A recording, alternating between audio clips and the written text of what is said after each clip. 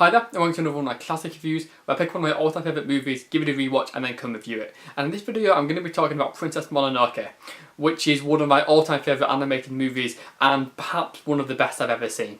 It is a fantastic film and one that I come back to time and time again. It's one of those films which I just think is complex and rich and deep and interesting and beautiful and fascinating and meaningful and just a thoroughly engaging and rewarding watch every single time I see it.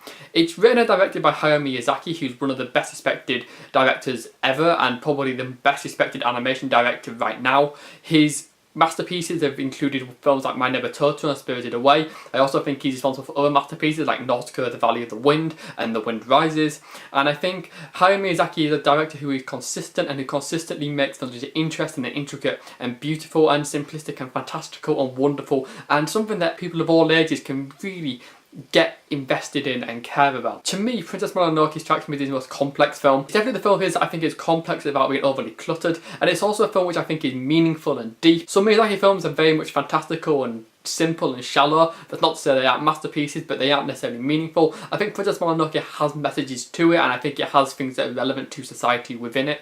It's also a film which has a lot of beautiful things to show us in nature, but also it shows us the horrible nastiness that we can inflict upon that.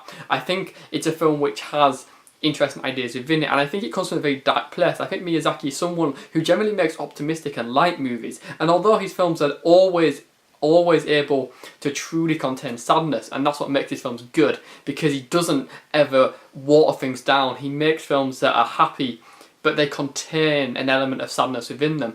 Mononoke is this film which I think is the darkest. It really has very little happiness overall. It's a film which is about a world of terribleness. And I think there's three key sort of areas he explores. He explores the environment, he explores war, and he explores progress. And I think we see how all of those are affected negatively by mankind and how we live our lives. So, first of all, this is a very Japanese film. Miyazaki is someone who traditionally uses European or other settings, or he sets his movies in worlds which are fantasy and futuristic. This is clearly historical Japan, admittedly with fantastical elements, but the fantasy elements are mundane. There's something that all the characters just accept as being fantastical, and Miyazaki intricately links the supernatural and the natural within this film. A lot of the film's supernatural elements are rooted in Japanese folklore and Japanese culture, and that of course goes back to nature and goes back to the nature and the wildlife in Japan. So a lot of this is very much rooted in that idea. So the first thing that this film touches on is environment, and I think the environment is probably the biggest part of this film. It's a film which is about how mankind is destroying nature. It's about how nature and mankind should live in harmony, but how by making advances and by not caring, mankind tries to separate ourselves from nature. We try to pretend we're above nature. We arrogantly assume that nature is beneath us, so we try to control it. We destroy forests, we destroy animals, we reject anything that isn't human. We make a world which doesn't do any good, and at the end of the day, losing all that nature offers us would be a great loss to mankind. And I think this is definitely a movie about the environment. It's about nature. It's about the way that we should coexist within nature. We shouldn't ever reject it, and about how mankind has done that. A key part of this film is technology. It's about a group of people who are developing ironworks and developing guns, and in many ways we can see that now with modern technology being developed now at the expense of nature, and the expense of nature is something that Miyazaki clearly sees as something that is terrible, and we need to not do that. We need to protect nature. In fact, it's interesting because the film isn't just about how mankind treats nature, it's about how nature treats mankind. In the film, nature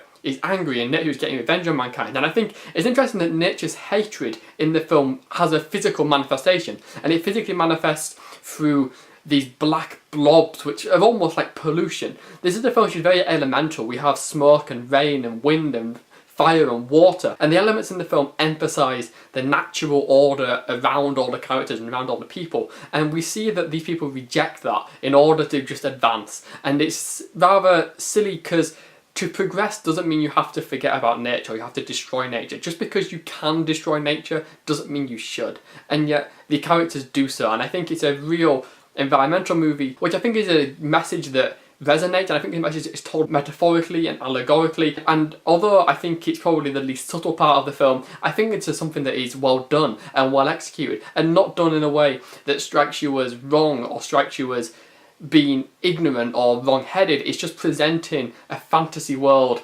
where nature fights back, and you kind of understand why.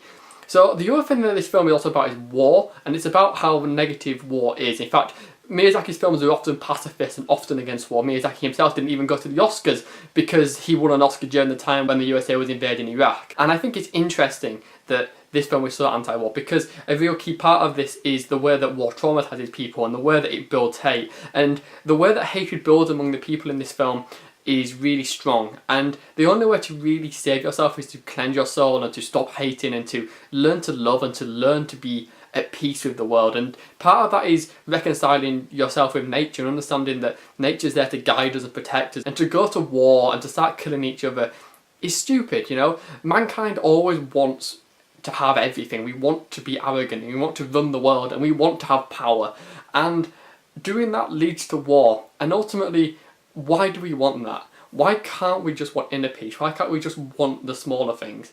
And I think this is a very spiritual film in the sense that it's just about people finding that calmness. It's about defiance, and it's about those moments where the characters defy others and where they will strive for peace at moments that everyone else goes for war. I think a final point in the film, it is about progress. It is about a society evolving. And the people in this film, which are debatably the bad guys, are a town of people that are progressive. They're a progressive society. Women and sex workers and the diseased, the disabled, lepers, they have roles in this society, which is, for a feudal society, ridiculously progressive, because these people didn't have dignity in that era.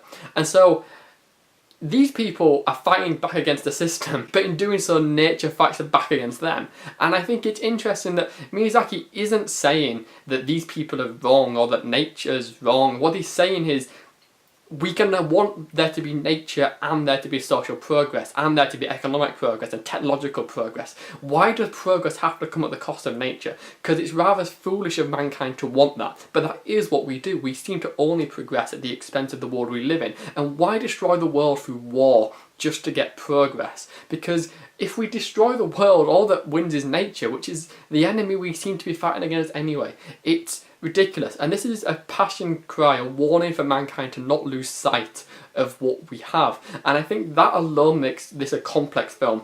Princess Mononoke does come from a dark place, I think, for Miyazaki, because this isn't a film which has his usual lightheartedness. This is a film which comes from his real concerns with the world, and I think he does it in a way that tells a really great story. It's a film that is engaging and is meaningful and has these elements to dig into if you really want to, but it also works in other ways. It's a film which is beautiful to look at. For every single frame is fantastic. The animation is fluid, it's often fast, but it's also often slow and contemplative. It is a film which moves at the right moment. It has fantastic music, the landscapes are wonderful, and it's a film which is just really, really elegant. It's a film which I come back to again and again and again, and I find a lot that I like about it. I like the ideas, I like the themes. I think it has a message, and so it has a purpose, and because it has a purpose, it has a passion, and because it has a passion, Miyazaki, I think, has made this film with care and love. I think the fact he spends time building up his world, emphasises the characters, he lets the story build naturally because he creates characters, themes and messages, and then the story just appears from that naturally. And it's a fantastic way of making cinema, and I think Princess Mononoke is a masterpiece. I think it holds up time and time again, and I think it really is one of the greatest animated films ever made, if not the very greatest. It's a film which is just fantastic, and I thoroughly recommend it to anybody who is interested in cinema at all. And have you seen Princess Mononoke? Because I'd love to hear your thoughts if you have, so please leave me a comment. If you like this video, please give it a like. If you want to watch more of my reviews, then please subscribe. If you want to read my reviews, you can follow me on Letterboxd or on Twitter, links in the description. And thank you for watching.